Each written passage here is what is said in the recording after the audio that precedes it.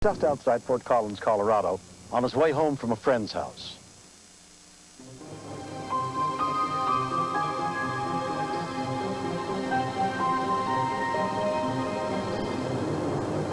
We believe that on August 26, 1989, a vehicle was traveling southbound on US 287 when it crossed the center line and left the roadway.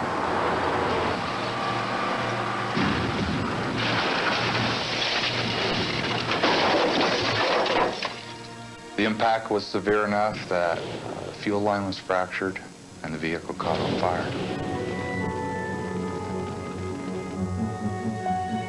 Heading north on his way to deliver a shipment of new semi-truck cabs was Werner Kern.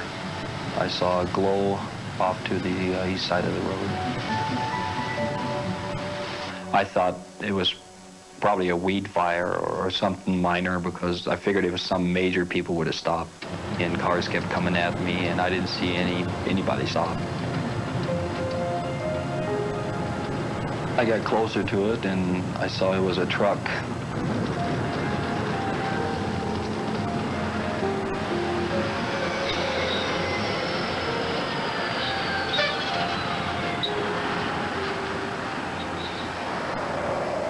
Two other men who happened to be driving by stopped to help Werner check out the burning pickup truck. What do you think's going on back there? I have no idea. I said, we better go back and take a look and make sure nobody's trapped in the vehicle.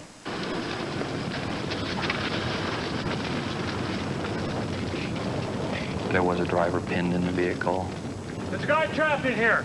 The steering wheel was pushed against him. He was pinned between the steering wheel and the seat, and the door was jammed on that side. Let's get the fire out if we can. I knew at that time there was no way to get the driver out of the vehicle. Knowing there was no water, we just shoveled dirt with our hands to try to snuff out the fire.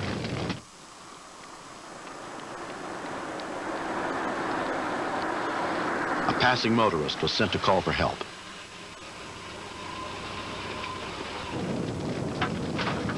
It wasn't affecting the fire at all. As a matter of fact, it grew in intensity.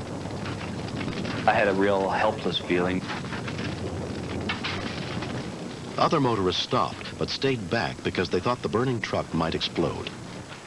We got a shovel and bucket! I'll get it. Go for it. I got really worried because I saw that the fire started to come out from underneath the dash. There's fire in the cab! Werner abandoned his attempts to put out the engine fire and concentrated on the interior. Be careful! Come on!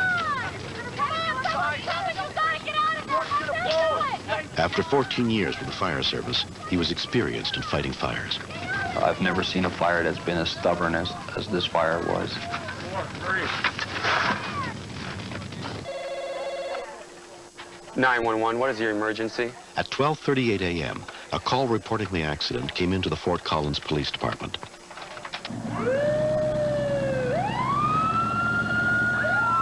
Rescue units were immediately sent to the scene, including Larimer County Sheriff's Deputy Ed Brunin. You do not go to very many accident scenes where you have a vehicle fire. You know, I think probably 3 times in 17 years have I seen a vehicle catch on fire. There was no way for us to get the fire out, and the only thing we could do is shield him from the fire. His leg is catching on fire. Here. It really starts bothering you because here you have somebody that's in terrible pain, and you're trying everything you can to help them to ease that pain, and your hands are tied. When we continue, to watch somebody burn inside a truck is not a very pretty sight, and definitely didn't want to give up on him.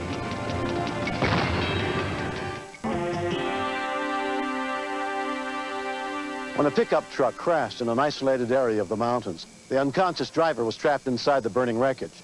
Without any equipment, Werner Kern and another passing motorist were desperately trying to fight the fuel-fed blaze. You guys get out of there, it's gonna blow! People were yelling down to us at that point, "You've done everything you can, let him go." I yelled to the people, I said, "Why don't you people come down here and help us?" But we never had anybody came down and helped us at all. The people had stopped. Nobody wanted to get involved. a little wetter. Go. We weren't gaining on the fire, but we gained on protecting the driver. Okay, get some more. It extinguished the flames that were on him and basically cocooned him in mud.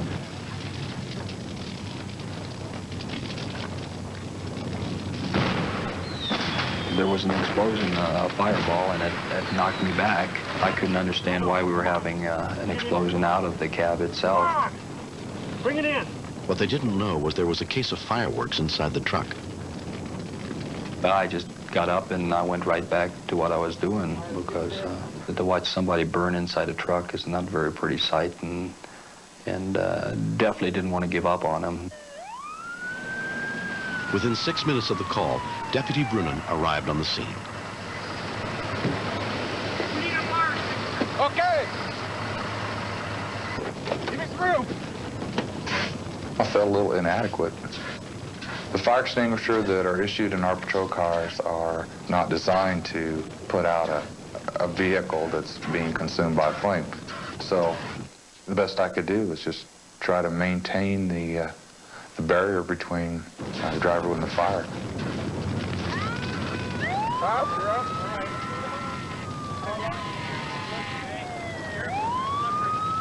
It was such an intense moment. Even knowing that the fire authority wasn't very far away, I could tell by the way the guy was breathing, he was in really bad shape. I didn't think that he would make it through the whole ordeal. The Poudre Fire Authority arrived to put out the blaze, led by firefighter EMT Ray Gillen. At that point, I didn't think that the victim was alive. I could see no movement or anything with the victim at all.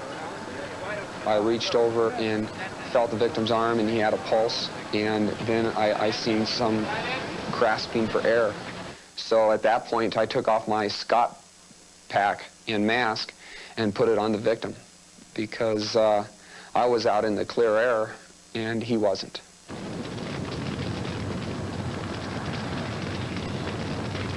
He was fighting for each breath that he took. It looked like he had a sense of wanting to live versus giving up, which a lot of people I've seen give up. I can just look at the inside of him, and you know, the car and the mechanism, everything, saying this guy's got some major injuries. Paramedic Chris Cottonstedt took over the victim's care. If he doesn't have lung injuries, he's got, you know, abdomen or gut injuries. You know, he may have a broken back or other problems. I mean, this guy was serious.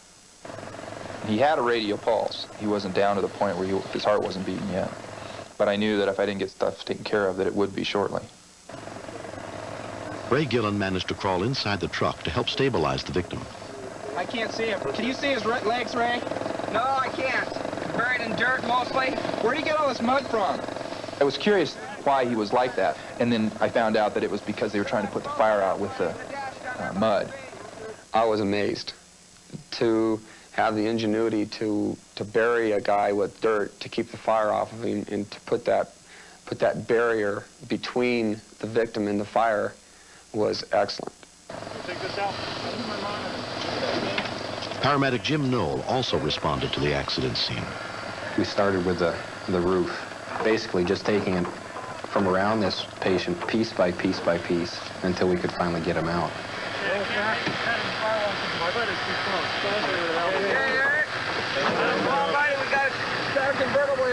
It's just such a difficult extrication. It seemed like every time a piece was taken away, you found that he was tangled up some other way. Up, you're up. All right, let's go to the hose. Our line's looking. After an hour, the victim was finally freed from the wreckage.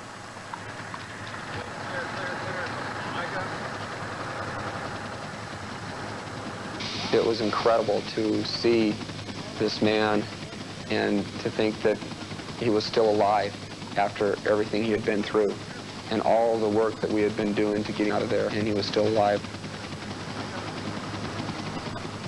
But none of us on scene thought that the victim was going to be alive to see tomorrow.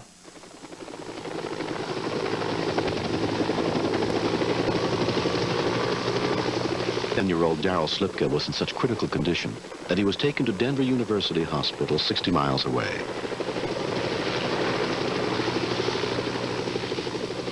He was treated by Dr. Charles Hartford.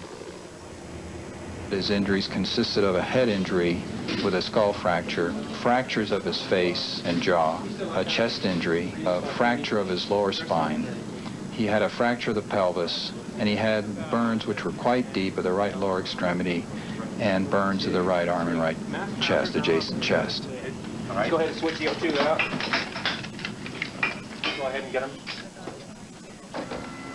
His parents, Lynn and Wayne, rushed to the hospital as soon as they were notified of the accident.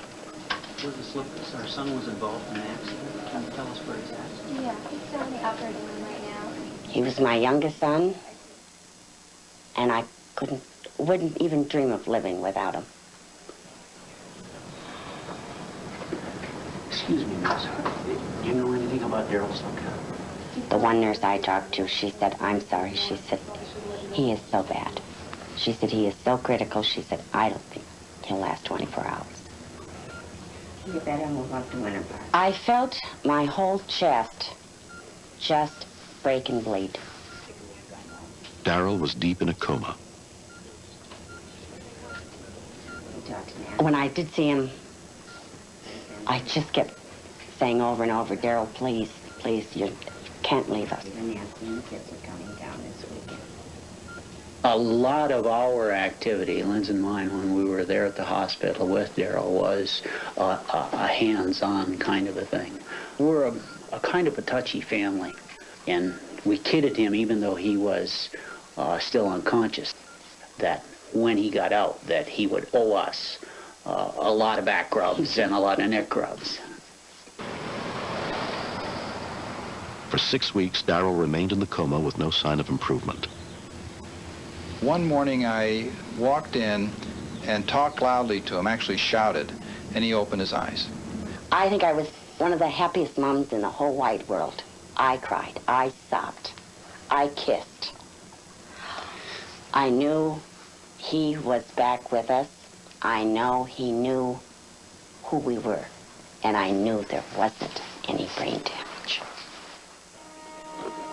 Darryl's right leg had been so badly burned that doctors were forced to amputate it. The people around the hospital, the doctors, the nurses, they just all got behind me and supported me and says, you know, it's not so bad, you know. People complain because they have no Reeboks until they meet the guy that has no feet. Could have been worse, you know, I could have been dead. And last time I was there, Jean told me... Darryl and I have always been very, very close. But I didn't give Darryl as much credit as I do now. He's never had to fight for anything. But fighting for his life has made him, I think, a bigger and better person. I don't believe that I thought he had as much guts as he's really demonstrated that he has.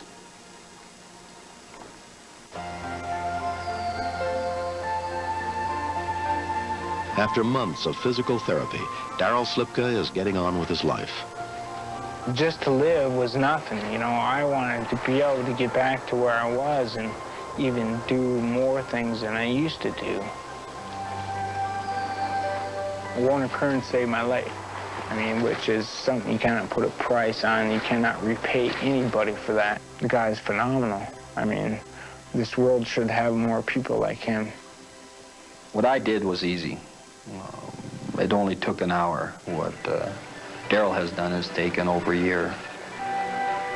The real hero of this story is Darryl.